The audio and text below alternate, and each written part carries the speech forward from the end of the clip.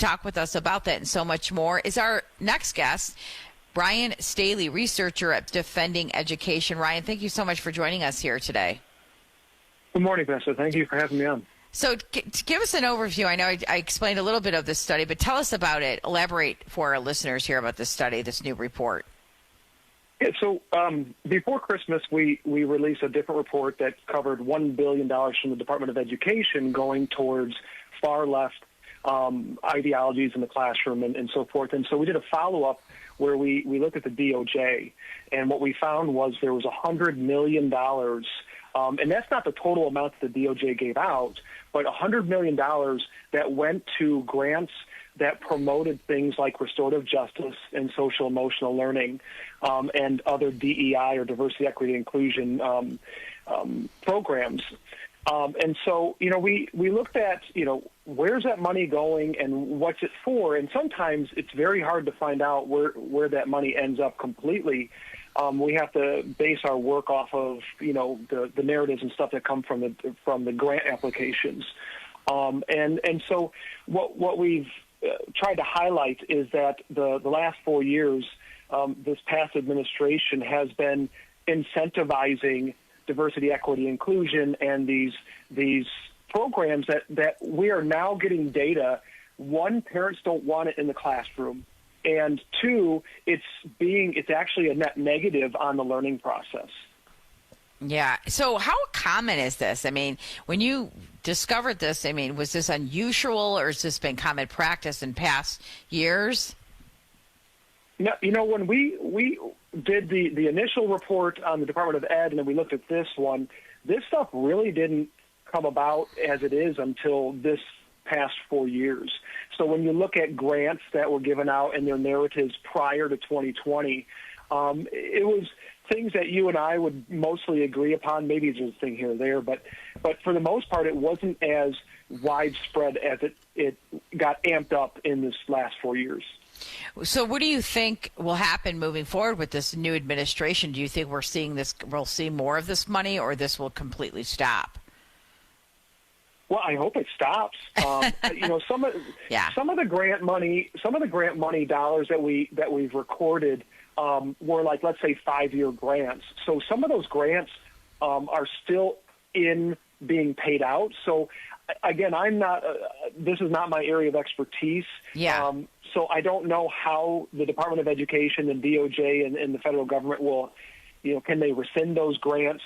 Can they stop them? I think they could, but that's not my area.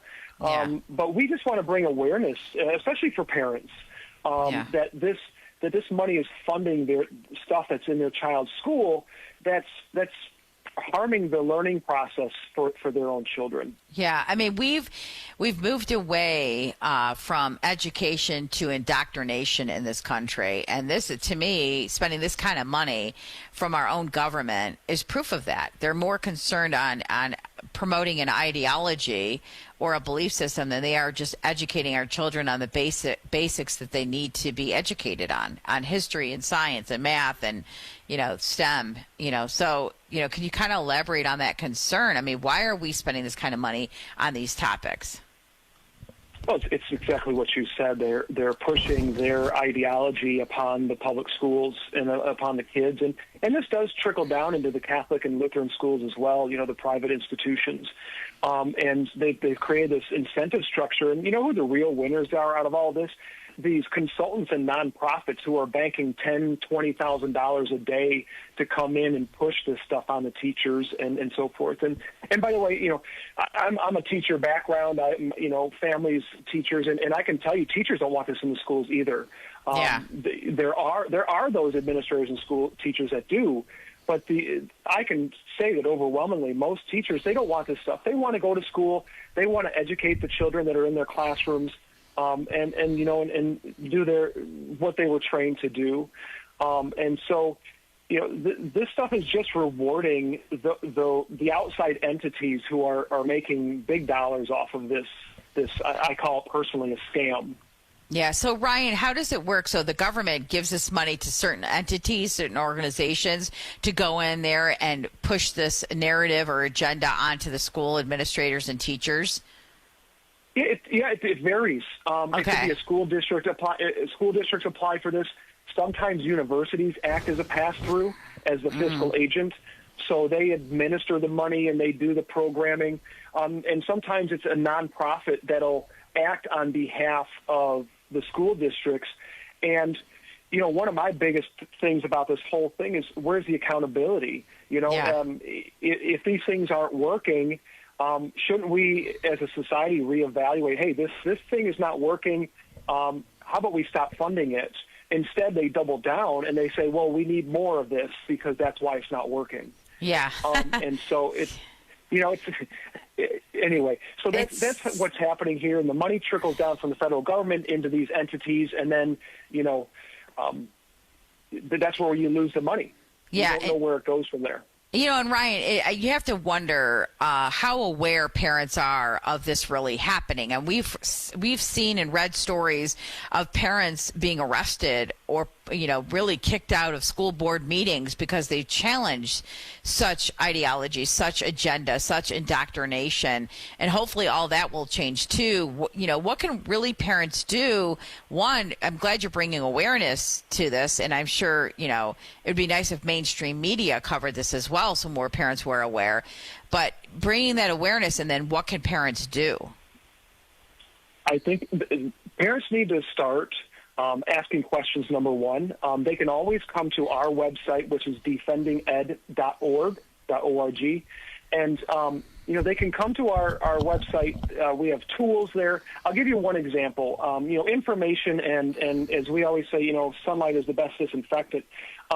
We released a report yesterday on a poll that we took before Christmas of 1,000 families with children 18 and younger. And for example, the DOJ was funding restorative justice. We found in our poll that 82% of parents, regardless of political affiliation, do not want that discipline style in the classrooms, right? Yeah.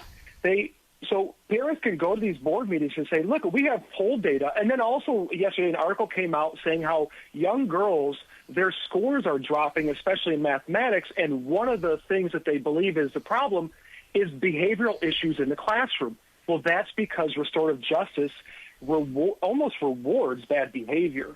And so parents can walk into these school board meetings. They can start to ask questions and use this data to kind of validate their concerns about it, right?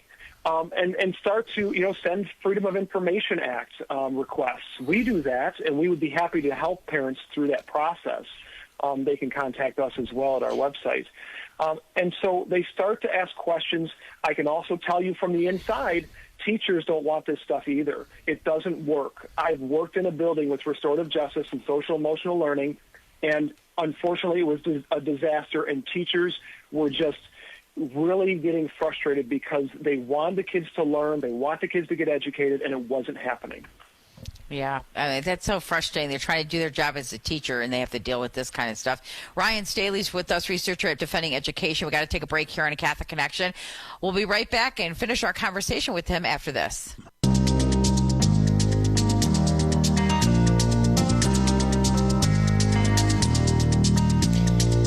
We've been talking to Rhyen Staley, researcher at Defending Education, on this new study they've been sharing about the money DOJ has spent on programs like DEI. So what can we do? Over the next few minutes here we have with you, Rhyen, let's talk about what parents, what listeners can do about the situation. How can we be proactive, especially with the new administration? I wonder if some of this will go away. Yeah, I think first parents start at home, right? I mean, I know it's a central thing with your show and with the Catholic faith, et cetera. Is let's start at home with our own children and make sure that we're raising them on the proper path and so forth, and really guard them against these worldly things that are being pushed down upon them. The next thing is to get educated as best as possible, and you don't have to be a big expert, because I will tell parents the dirty little secret is that there's a lot of teachers that are very smart people. They don't know a lot of this stuff either. There are a lot of things that when I left the classroom and started working for Parents Defending Ed that I didn't know as a teacher even. And so take this information, whether it comes from us or other organizations, and start having conversations with your child's teacher when it's appropriate and it comes up, and try to help them be educated and understand that they're going into professional development trainings and they're being told that these things are best practice. Equity is best practice. And it doesn't mean that they're bad people. It means that they've been told this one version of this stuff, that social emotional learning is necessary. And it sounds great, right? Like, we want kids to be better human beings.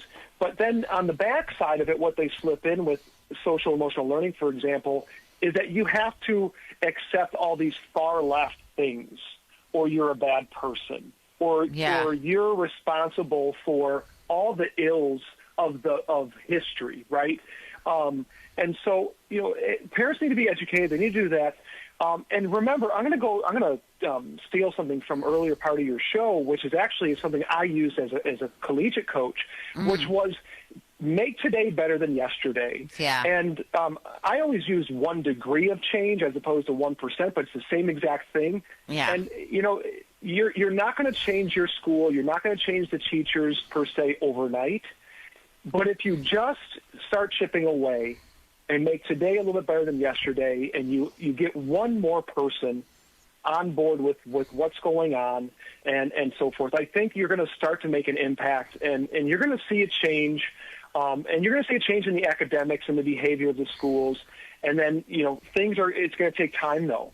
And so I think that's one of the solutions to this issue is we, corporately as a nation and all the way down to the individual, is that we try to make today a little bit better than yesterday, whether it's here at home, with your child's school, et cetera. Yeah, we have about a minute left with you, Rhyen. You said something that really caught my attention about, really talking to the teachers. Would there be a great benefit for parents to kind of come together and have conversations with teachers who are frustrated, and not to, start this whole fight with the district, but come up with a strategy of dealing with these situations and say, we really want to focus on the academics. I mean, there's power in numbers. Yes. I have a family member who's starting to, he's in a high school and he's starting to come around to this information. And again, it takes time. But there's a lot of teachers that are not on board with this stuff, but they're afraid for their jobs. Understandably, they've got to have an income, and let's say they're 20 years in, what else are they going to do per se, right? Yeah. And so you've got to start to reaffirm or reassure them that, you're going to stand with them, and or even maybe you need to take a brunt of the attacks for the short term. To support them and have them support you from the inside. Yeah. But we are starting to see more teachers take a stand against a lot of this stuff for varied reasons. But definitely let the teachers know that they are supported and that you have their back. Rhyen, any last words before we let you go here on Catholic Connection? I appreciate you giving us time to come and communicate with your audience.